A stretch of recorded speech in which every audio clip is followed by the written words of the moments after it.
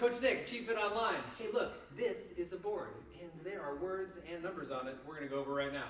So, 3 tips to remove your knee pain. Many people have knee pain. I actually had real bad knee pain about a year ago, and I was very frustrated with it and I didn't know what was going on. So this is what I did, what I learned was the right thing to do with knee pain. So number 1, stop. So if there's a movement you're doing that hurts your knee, stop doing it. So let's say it's a squat. Let's say when you squat down, and right here, oh, you get knee pain, oh, but you keep doing it. Stop. Number 1 thing you need to do is you need to stop doing the movements that hurt that joint. So if it's your knee, stop doing the squat that hurts your knee. That's the first thing. Stop doing it. Give yourself like a week of not doing anything that hurts your knee joint. And then the next week, if you go do it again and it hurts again, don't do it. Number 2, you need to stretch above and below. I think it'll come back. Don't worry. So stretch above and below, meaning oftentimes if, let's say, your knee hurts, you're focused here. Burpee. You're focused here on the knee joint.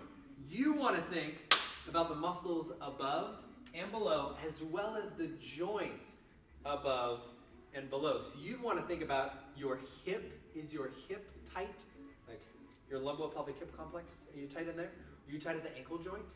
Because both the hip and the ankle, they're ball and socket joints. They can move around a lot. So do you have good range of motion in those joints?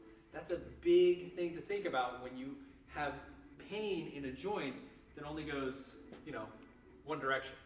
So stretch above and below.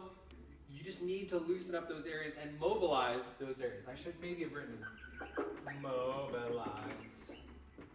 Also, number 3,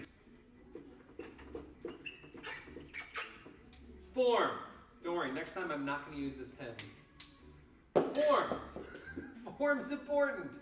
So oftentimes in a squat, people will do it wrong. Simple things, they'll turn their feet out, and then when they squat, their knees will turn in a lot and their feet will flatten, and that's why they have knee pain. Or they'll squat, and as they squat, their heels come off the ground and all the pressure goes into their knee. What I would do, we're still using the squat as the example, let's say you used to squat 225. Yeah, bro, yeah! Well, don't do that for a little bit. Squat half that weight so that you can really work on doing things properly in the right form, with everything in the right spot, so that your body can get used to being in the correct movement patterns so that you're not compensating with your hip or your ankle. So that's what I would do too. So think about form, learn the form of the exercise that was hurting you from the top that you stopped doing initially. That's about it. So thank you for your time. Coach Nick, I'm out. Check us out at achievefitonline.com where you, yes you, can get a free jump rope.